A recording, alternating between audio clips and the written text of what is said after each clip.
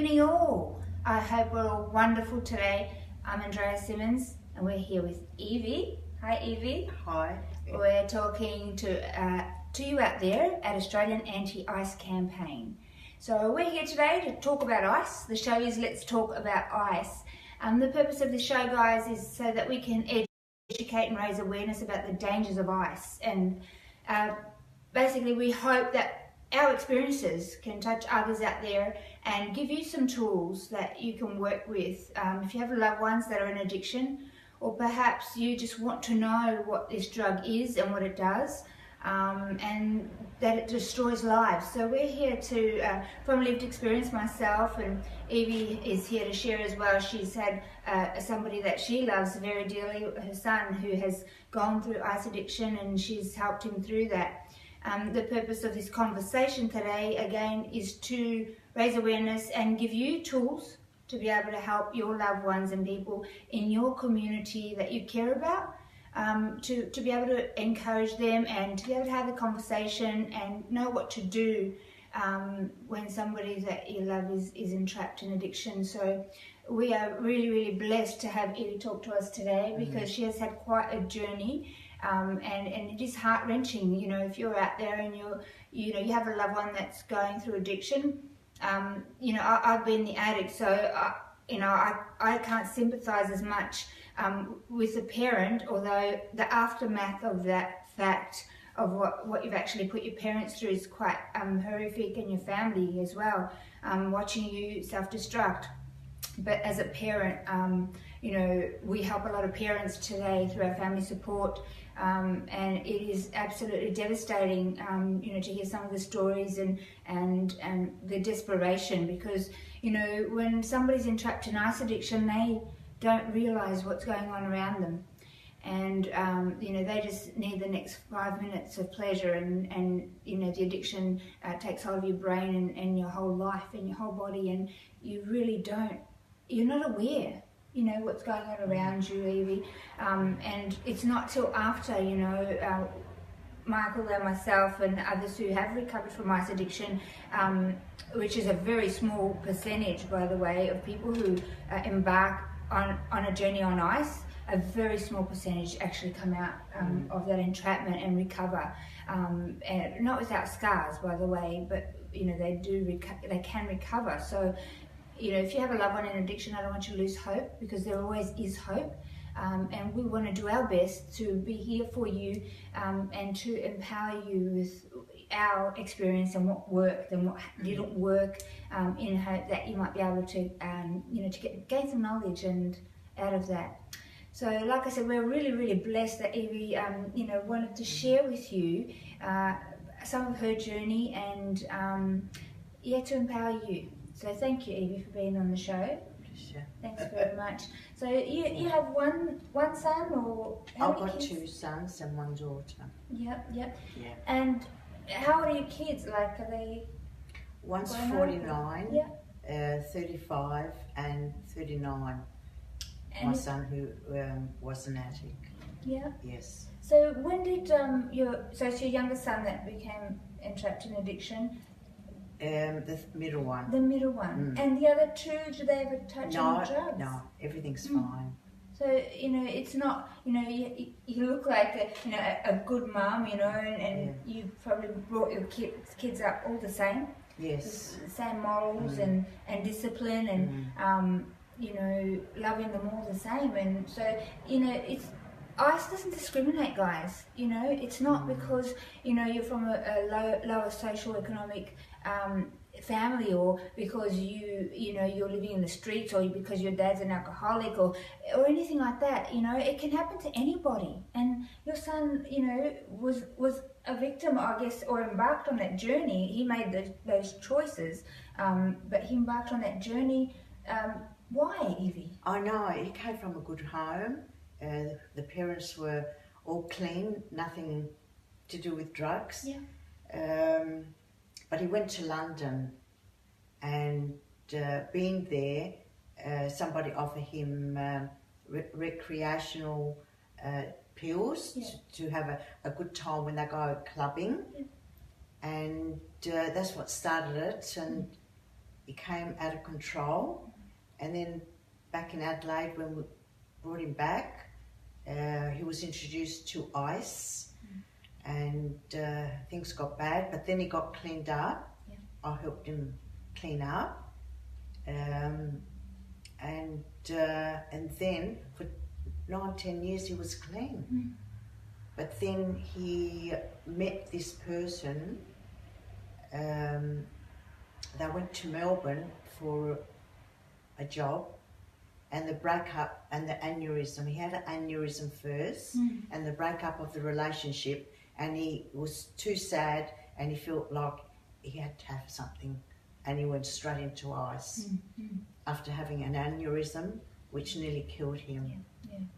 I bet that would have been a real shock to you. Yeah. That after him being able to get out of addiction, and then to go fall straight back into that, and end up in hospital like that. Yeah. His personality, Michael, he depended too much on this relationship. He now realises he should have just got a ticket, come back home, because in Melbourne there was no family.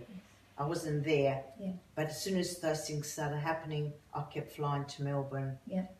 And what did you say, Evie? What happened? Like, what did you say when you found out that he was using ice, and how did you deal with that?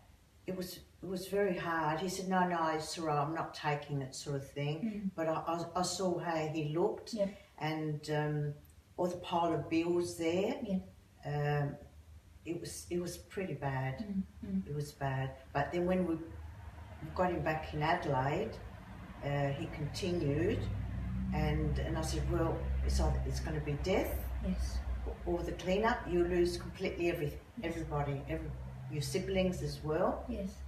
And then the bad people came in, the dealers, and it was pretty rough. And then one day when I went to take him food, he was rolling in pain, and I said, I'll bring a doctor. He said no. So I took him home, got him a doctor there, and straight away he was sent to the Royal Adelaide Hospital, because he would have died. So that's started the point of the cleanup. And were you getting any support? Like, how were you getting supported? How did you know what to do? Well, I joined the support group that's every fortnight. For the mothers and the fathers and brothers, sisters.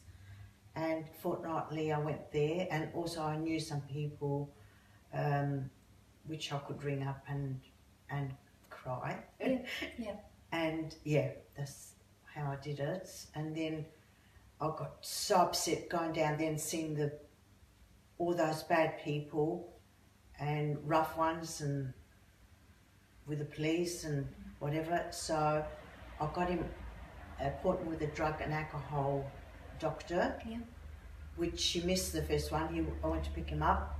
He was no good. And I cried my heart out to the drug and alcohol doctor. And he said, Evie, we're talking on the phone. I got the appointment. Come in. And he helped me so much, this doctor. And then we rebooked, and that's when I took Michael, got him in rehab for the few weeks. And then, but the plan is, when he left there, he could not go to his place. So I brought him to my house, where it was like a rehab for him. So can we just have a little commercial break? We'll pick up from there. Yes. So guys, this is how important it is for you to understand what's going on in your loved one's brain, what's happening with the dopamine supply, the serotonin, actually what process is going on that they can't think with the frontal lobe of their brain. So Evie went to this drug and alcohol counsellor that was able to empower you with some tools and some knowledge, and to help the family members guide the loved one into to take the steps into recovery. So that's such a critical milestone, or that tool that you were given there, because I would imagine as a parent. I mean, I'm a mum, and my kids have never touched drugs. I don't come from that kind of life, really, and that happened to me at 40. Like, it's just crazy, and to a point where I almost lost my life, as you know. But I can imagine the helpless feeling of a parent. Because I'm a mum, and to watch your child, you know, self-destruct themselves, and I can imagine that you would feel guilty, and you would feel guilty, you would feel ashamed to talk to people about it, because that's not part of your culture, that's not part of your family. You know, it's not what was in my family, you know, and I would imagine that I would feel, you know, what did I do wrong? You know, was that something that was going on for you initially? I was scared. Yes. I was scared that I'm going to lose my son. Yeah. And he called it, I was a nuisance. I kept going there all the time to look out for him, and all the others that were around him. What's your mum doing here? We don't even have a mum, or we don't know where our mums is. Yes. But the nuisance mum was me. Yeah. And I was there. Well, thank God. Yeah. Thank God for that. Yeah, twice a day, sometimes 3 times a day. Unconditional love, you know, and that's what it takes. It takes unconditional love. I'm here for you. Don't love what you're doing, but I love you, and I want to help you, and I want, that's not the love for you, you know, and to be able to have the tools to be ready when that person has had enough, and or it comes to a critical point that they can't do it anymore, and you have the tools to be able to, you know, help them into that, take those steps into recovery. So what happened then, Evie, after that? So bringing him home, he went on a diet. He had to go on a diet because he went to 161 kilos and hardly breathing, and he was warned his life. Because what happens with ice, you'll either dramatically lose a lot of weight. So I was like weighing 40 kilos, or your thyroid will shut down, your organs start to shut down, and you'll balloon out. So that the opposite happened to Michael, didn't it? It was just It was, and so he went on this vegan diet, and he's lost 50 kilos up to now. Wow. And we went to doctors. Whatever he did during the day, I went with him to all the doctor's appointments, and that is critical. That's important, guys. Really important, because you know the person that you know is going through early stages of recovery, their brain is not capable of thinking for themselves for the first 12 to 18 months. That's the truth. I know, I've been there, I remember. And we need our loved ones, you know, every, you know, other day I just wanted to die, you know, and I just couldn't do it. It was just too hard, and life was just too hard, and my brain couldn't process. Everything was like a washing machine. So I needed, you know, I was blessed that people were put around me to love me back to life, and Michael was blessed that he had his mum, and she just pressed in, and she just kept loving him and being with him and being his brain. Like, do you get that? Let me hold your hand, and while you can't think, I'm going to be your brain, and I'm going to help you think, because this is the way to walk forward. This is the way to get out of that horrific entrapment that you're in. And it is, you know, it is a horrific entrapment, and the person that's addicted wants out. They just don't know how, you know. So somebody that is close to them and that loves them, that's a key, a really powerful key, to be able to be prepared and know how to have that conversation with your loved one, and how to be ready with the tools to help them. So what we do at AAIC is that when people come for help, and a lot of people have eliminated their family, their friends, their loved ones, you know, through their addiction, they've, you know, either through their behavior, you know, and criminal behavior and stealing and lying, and people eventually, a lot of family members push their loved ones away because it's starting to impact on their life and everybody else is around them. And rightly so, you know, there has to be a boundary. However, when that person decides that they want out and they're ready to make the change, that's when we need to press in, and we need to be prepared for that.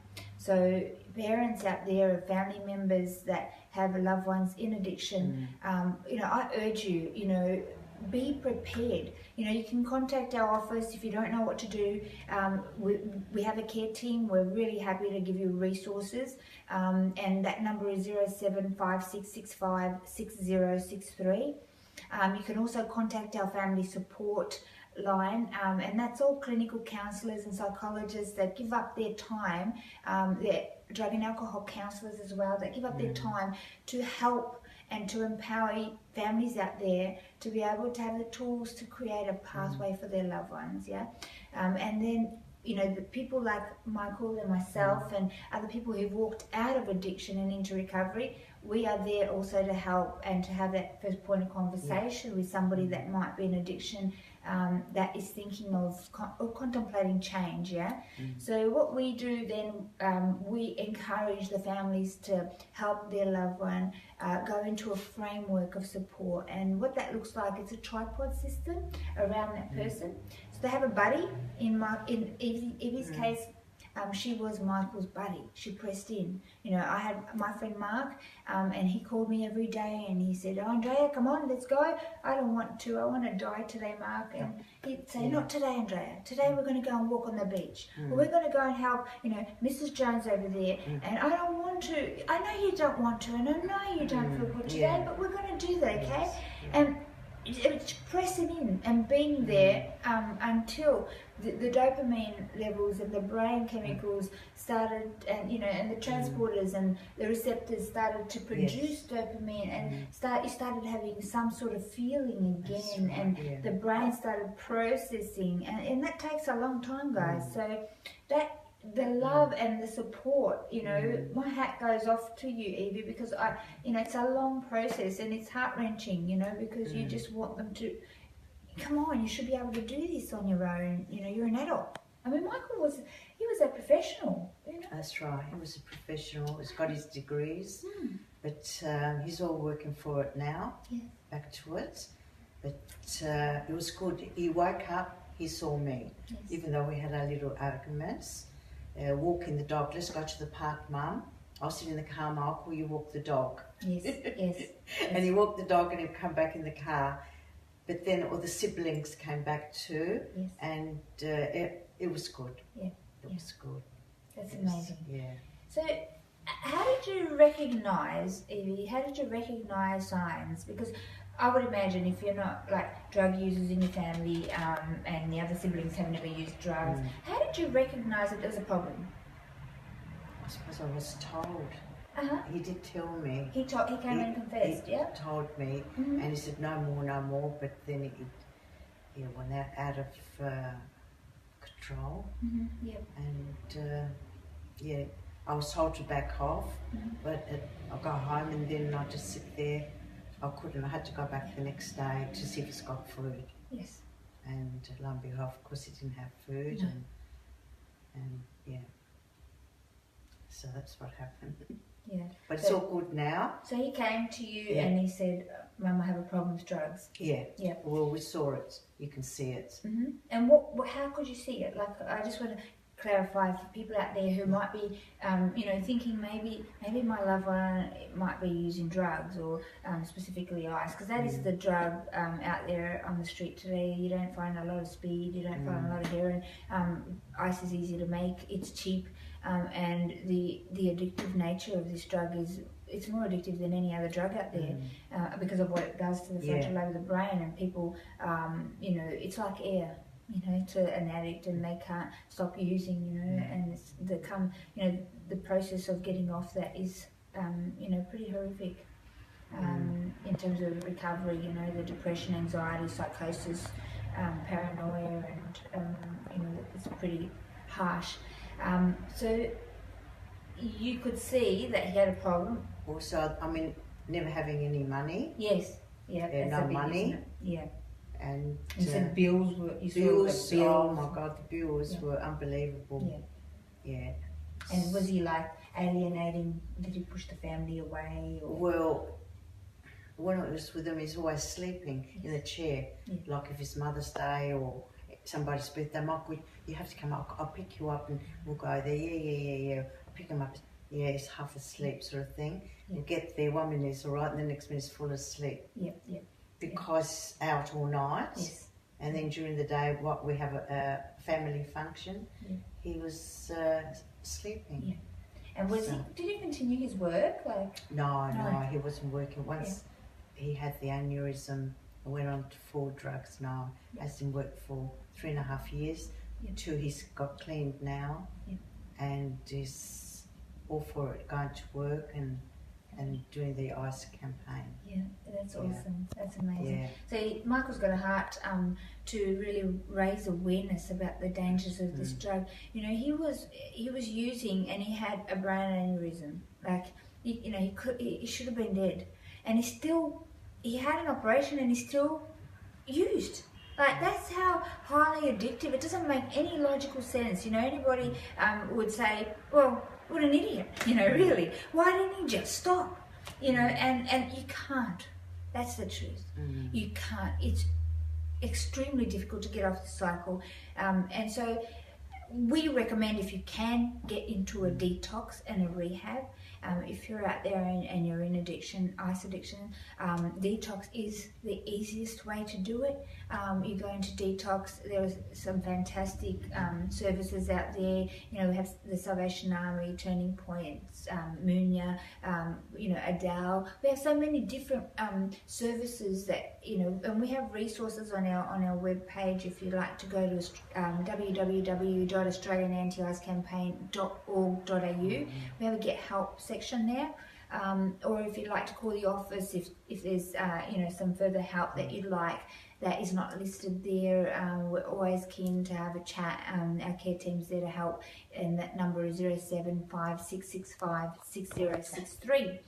And we are here in Adelaide at the moment, Evie, to help, I guess, train some more presenters, some educators, and that's people who have been through addiction, have been through recovery, and they go into schools, into workplaces, and educate about the dangers of ice from an evidence-based practice presentation, and they integrate their own personal stories. So when we're talking about psychosis or paranoia or what that depression or addiction felt like, we can actually bring it to life and really put warning signs out there and warning flags out there.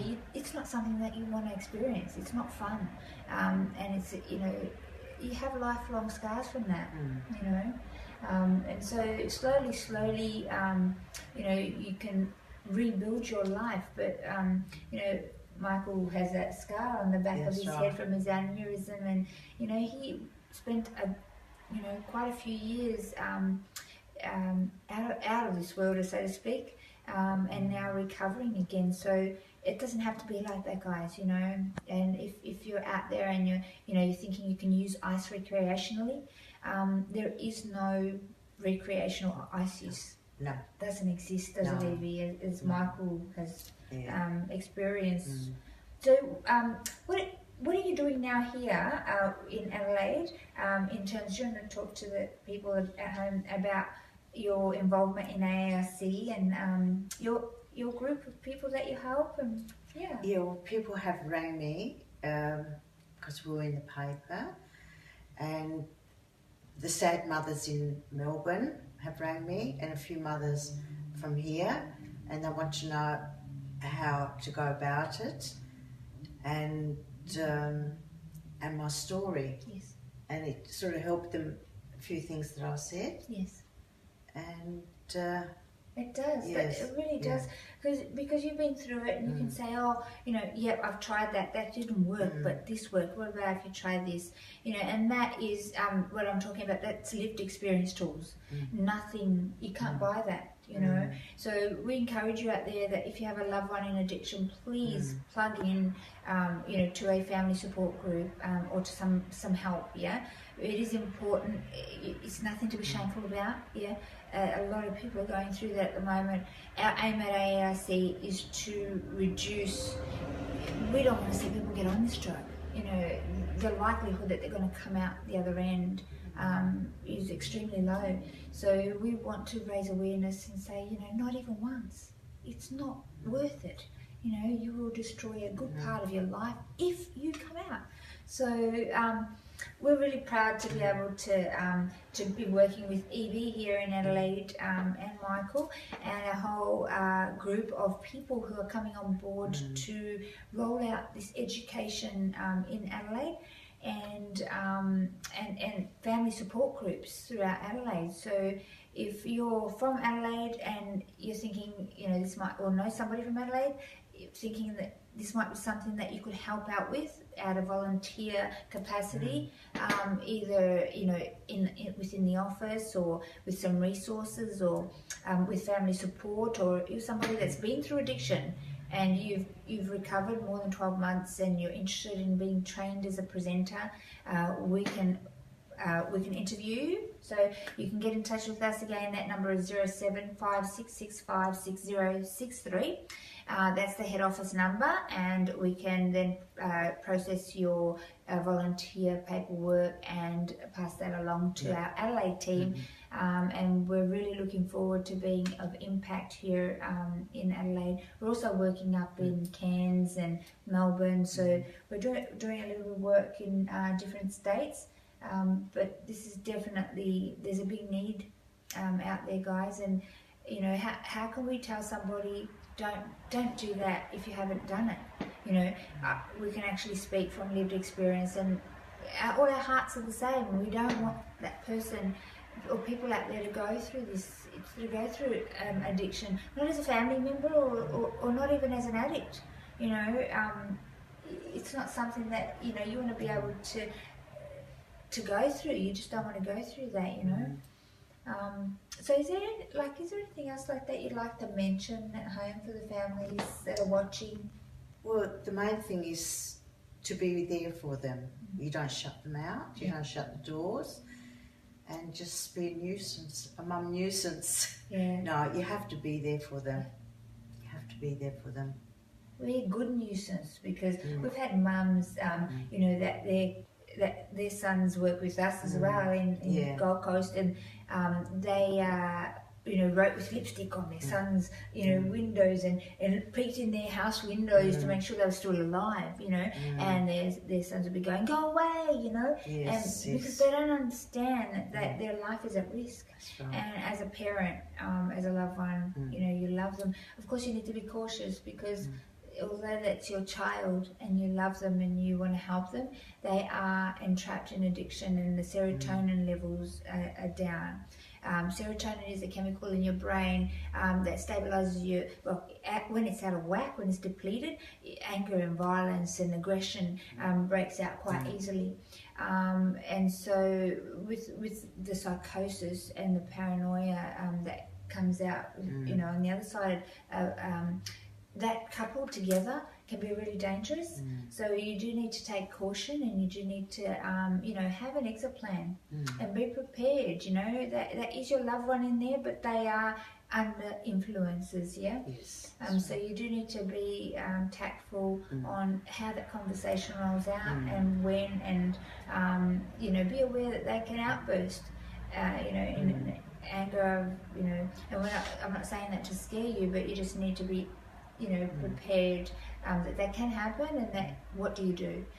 So that we're here to be able to encourage you, enable you, and give you some tools to empower you more so, not enable you. We don't want to do that. But give you some tools to to help you through this time, and to be able to help your loved one. So that number again is 0756656063. That's the head office number, and our website www.australianantiicecampaign.org.au.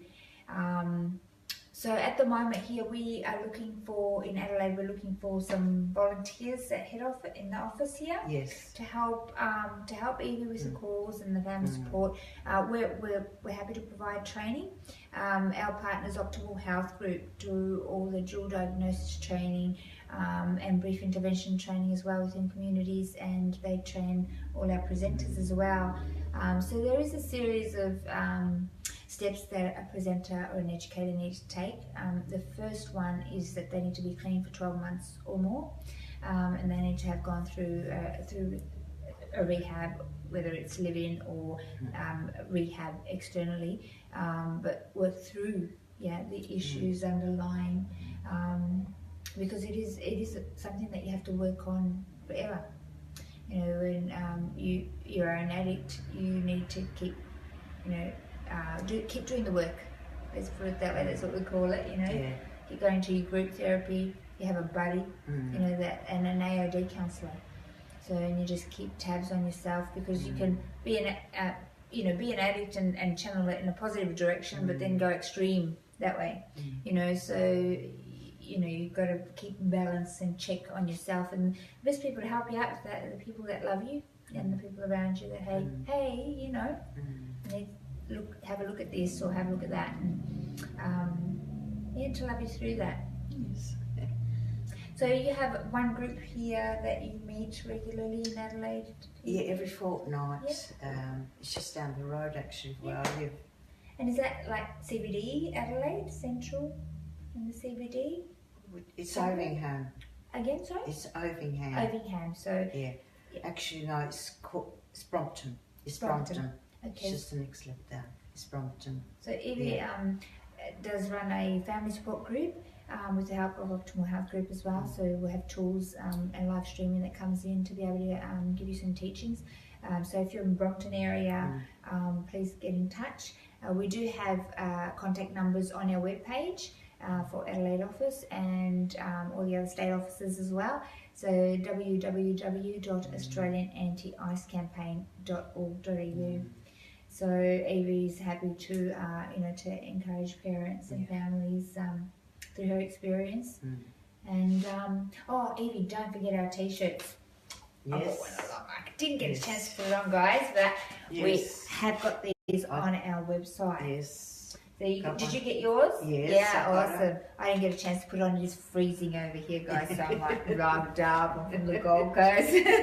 But don't forget to get your t-shirts, not even once is our message. And it goes, not even once. One of the kids made that up, so we're spreading the message. And these t-shirts, the sale of this goes to help us educate more kids and youth about the dangers of ice. There's also another t-shirt that says, which I did bring today, but I will show you next week, and it says, don't mess with meth. Yes. And don't mess with meth. Like Jay actually made that up, our other host for this show, and it was an accident, but it made a lot of sense, because when you're messed up, you go meth. Don't mess with meth, because you're so messed up. It's not cool to be on ice, guys. It really isn't. So we're encouraging, share the message, share this video, because you don't know who might need help out there. A lot of people won't talk about, their addiction. They won't really it's not a topic that you want to talk about, is it, Evie, at a dinner party with your friends and say, my son's doing ice, and people just don't bring that out. We're here to bring that out today. There is no shame in that. No. There is something that has happened. We don't encourage it. We're not saying it's good, but if you're out there and you need support, we're here, and we're going to help. And we're all people, and we can all make mistakes, and we all deserve, I guess, the chance to get our life back together again. We can all trip, and we can all fall into places that you don't want to be in. That's right. I don't think Michael, I know Michael personally, and he's a beautiful, beautiful young man. And so are all of our presenters, and they're very beautiful hearted people, and I don't think they start out thinking, I want to be an ice addict for my life, I want to trash it, and I want to destroy my life, I want to hurt my family, I want to lose everything that I have. You don't start out life like that, you don't. And, we all, and when we go into classrooms, I talk to the kids and say, what do you want to be? And a scientist, I want to be an actor, and I want to have my own business, I want to be a mum. Fantastic, guys. You embark in ice addiction, and it's going to steal all of that from you. That's right. Not only through the memory loss, and that the way it affects the brain. I've still got, I'm 5 years in recovery myself, and I've still got areas of my life that I can't remember things, and it's harder to learn and to retain. Like I used to learn scripts this big, for theatre, and learn all the lines out, and You know, it's so difficult to even remember a phone number. You know, and I'm 5 years in recovery, so all of that impact, lifelong scars that we have to wear. You know, it becomes harder. You know, so you know, you don't start life like that. You don't start life thinking that that's what you want to do with your life. You know, so we want to raise awareness. You know, I don't know how, when Michael was introduced, he's like myself, you know, very naive to the issue. You know, you think, oh yeah, you know, it's not going to hurt. You know, I know people who've done, you know, a little bit of drugs and just recreationally, and they've had a good time and it didn't kill them. You know, and it, you know, it doesn't look like something bad either. You know, it's not like, you know, you're shooting up a needle or you know, because you're just smoking it. You know, you think, oh, I'm not an addict. You know, I can stop whenever I want. And you know, denial was a big part of, you know, the addiction. You know, most people, when they're confronted by people, their family members, their loved ones, they will say, you know, I don't have a problem. I can stop whenever I want, and you know, I'm just having a good time. Leave me alone. You know, that's what Michael did. He said he initially said, I don't have a problem. No. You know, we think that because, you know, the way that what happens in the brain, that actually we're convinced that, you know, we've got control of it. But, you know, very, very quickly, it takes control over you. You know. That's right. So, you know, you saw your son go from, you know, going overseas and, you know, being a happy person to, did you notice mood swings? Yes, and, mood swings. Is he angry? Angry. Yeah, and sleeping matter. And then when he was coming down, the eating habits was unbelievable. Yeah. The junk food. Yes.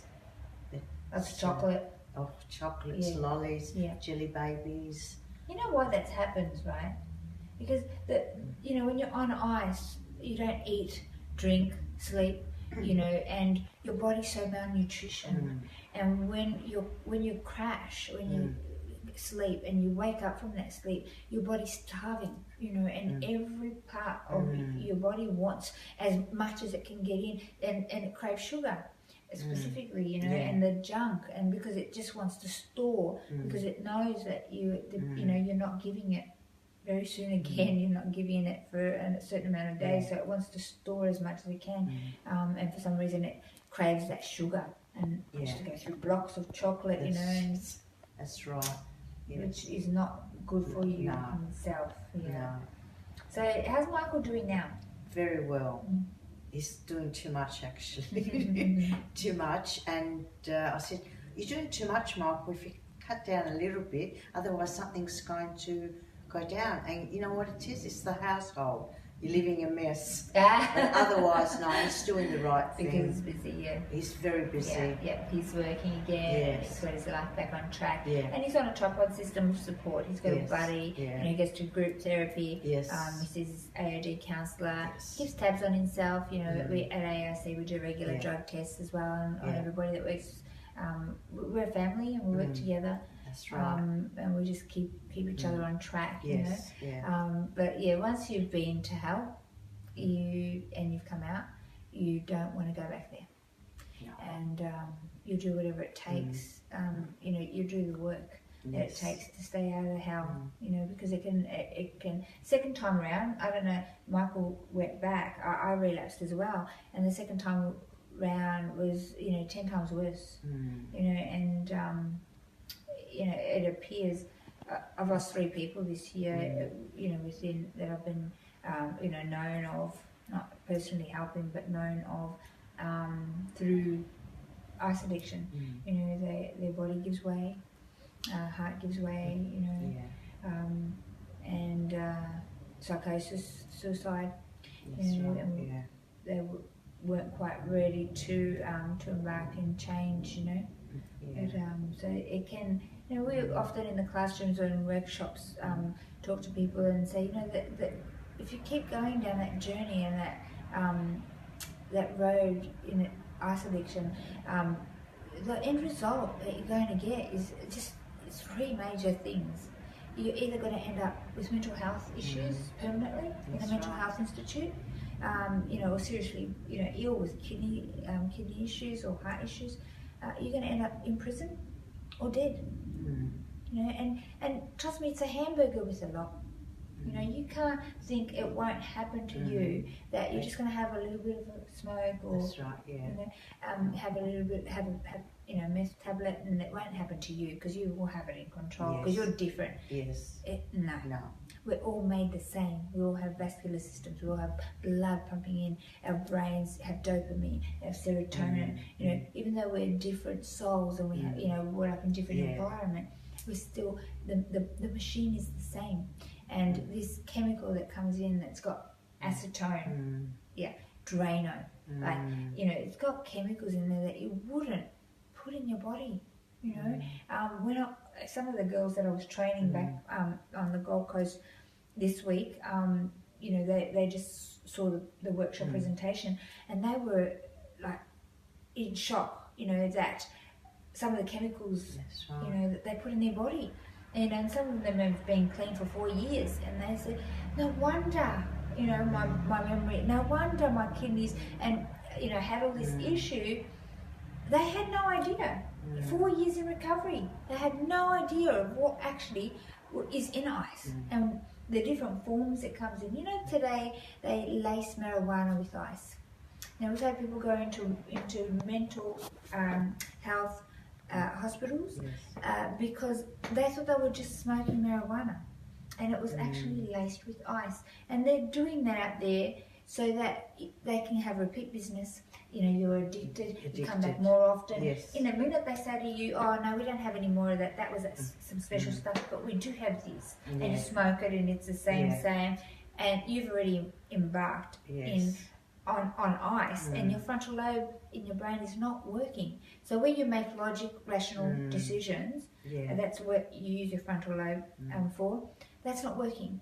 So when somebody presents you with something like ice, you don't really process it well because your brain's not working properly, and you just transfer. You just need that hit because, you know, they haven't got any more of that. You just transfer. They're cutting ecstasy and party pills with ice as well. You know, this is going on out there. They're making little pink teddy bears that look like lollies, and they're giving it out to the girls in high schools, telling them that they're going to lose a few kilos and have a great night. You know, and it's sad because these girls end up entrapped in addiction. They end up being used, prostituted, locked up in houses. You know, I can't tell you how many times, you know, I've met with girls that are in that situation. You know, some of which have been locked up for 6 years in a house, you know, and raped, and, you know, have six kids, and, you know, now suffer the long-term consequences of that. You don't want to see that happen. Guys, Australia, we have a problem. You know, ice continues to kill, steal and destroy lives out there. And what are we actually doing about it? What are we doing to stop people getting on this drug? You know, we can open another rehab and another detox and another rehab and another service, but these are lives. We don't need to be repairing people. That, you know, we've got to do something at the top of the waterfall. Where we can raise awareness, we can show the devastating effects of this drug, and where we can warn people from lived experience. Don't go there. It's not worth it. And the impact that we're having in workplaces and in schools and in mines and in prisons and in child safety sector, it's been amazing. You know, we've been called out to even mental health units to go and talk to people in addiction, you know, and the impact's been amazing. One, Evie, they see that they can get out. They see hope. They say, if you can do it, maybe I can too. That is the relatability that somebody that sits down with, that's been through that, can have on somebody that's in addiction. So if you're a family member that has a loved one in addiction, and you are able to have that conversation with your loved one, would you be willing to talk to somebody that's been where you are and managed to put their life back together? If they say yes, we're so there. You know, we're willing to, we want to help. That's our heart. You know, we don't. You know, we're not paid for our work. We do this because we love people and wish it was done. Well, it was done for me, and it was done for Michael, but a lot of people don't have that opportunity.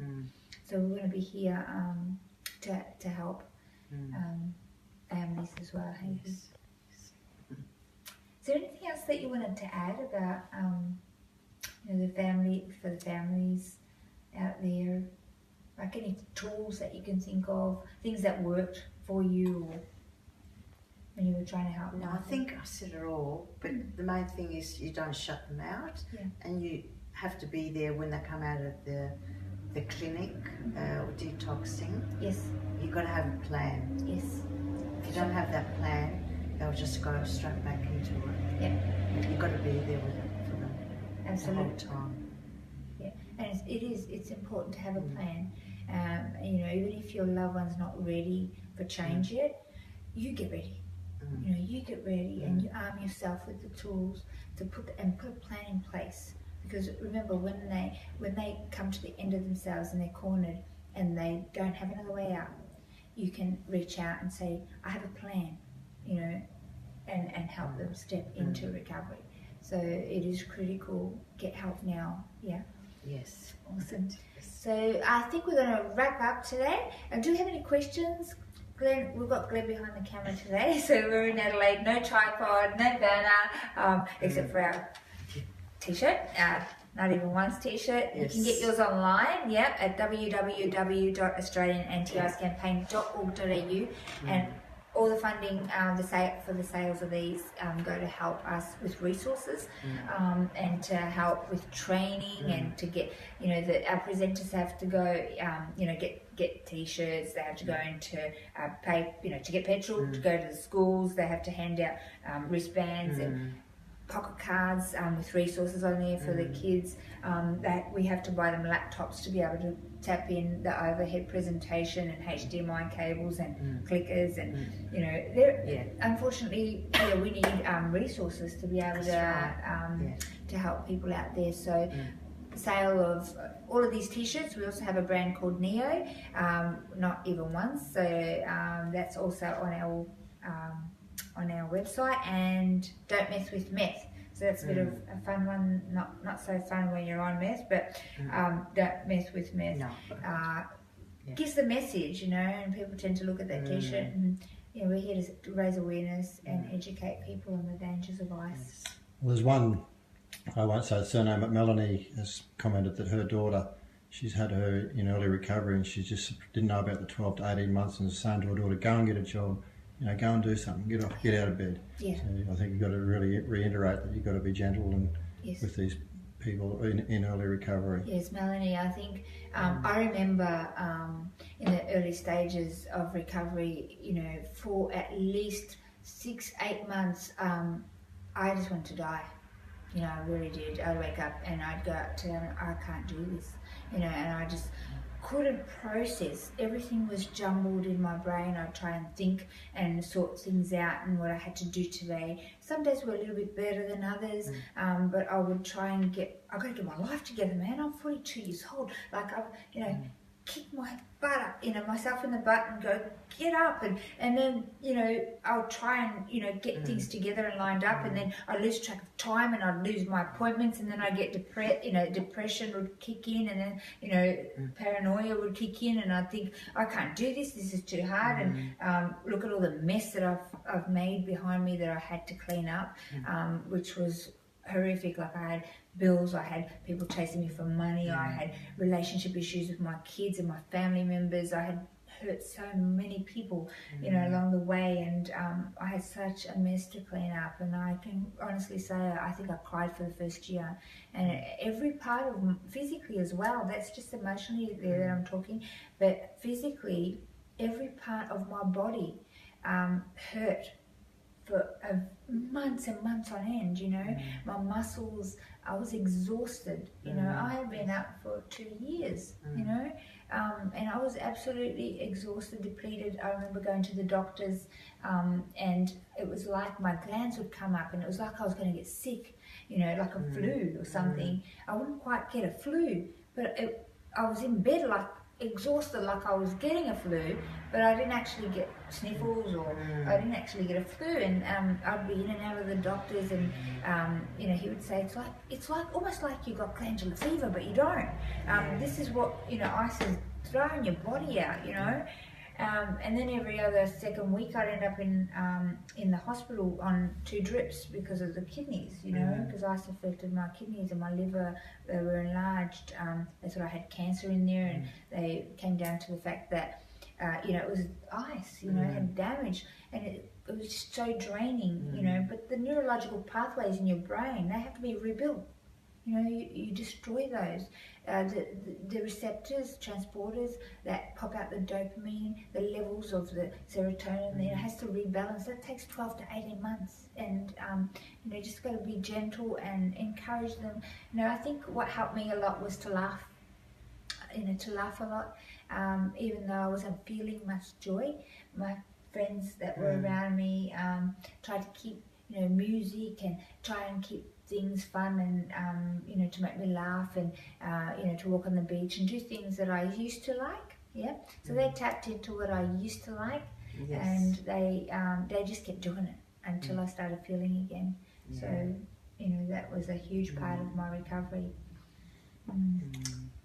One more thing, we've been contacted by another Mel, from a way back, so I'd like to just reach out to Mel and say hello and see if she wants to give us a call. Hey Mel, how you doing?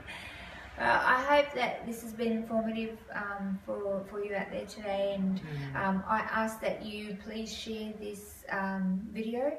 You don't know who's out there that this video might be able to touch and help. You know, a lot of people don't talk about what's going on, and but they may watch a video and go, hey, I've learnt something here and maybe I can help somebody, or be able to help somebody that they love, or, you know, be able to share with somebody else that may be in addiction. So yeah, I really urge the necessity to share these videos. Let's talk about ice, because that's what we're here to do. Is there any other questions at this point? If you have any other questions, please feel free to contact us on Facebook anytime. We do have our care team there available that will answer any questions, or if you're looking for resources or help as well, through our messenger. You can also send us an email on our website, and that's www.australianantiicecampaign.org.au. So we do have offices in Queensland. On the Gold Coast is head office. We're starting in Cairns as well. We've got a team up there, and we're developing our offices there.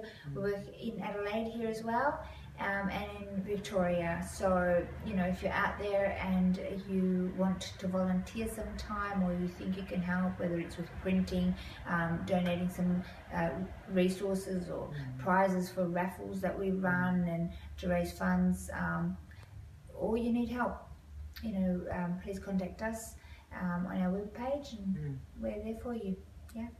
So we'll bid you good night, and yeah, we'll see you again next Thursday at 7 p.m. Queensland time. We will be crossing over from Cairns next Thursday, and we'll have an incredible man who'll be sharing his story, and now was an addict to various drugs, and we talk about other drugs being doorways to heavier drugs, and he'll be sharing that. And now he works helping people. He's a counsellor and works helping people in addiction, and he's joining our team up in North Queensland to help raise awareness about the dangers of ice. So Evie, what's our message? Do you remember our message? Do you know how to do it? No, it's not even once. Once. So not even once, guys. Evie, thank you so much for being with us on the show. Thank you for sharing, and thank you for the amazing work that you do out there with families. And you know, it's a real honour to you know, to have met you, and just to see the love in your heart for these families, and you've been there, eh? Yes. So we are privileged to you know, to be able to partner with you in this journey at Australian Anti-Ice Campaign. Bid you a good night. We'll see you next Thursday. See you guys.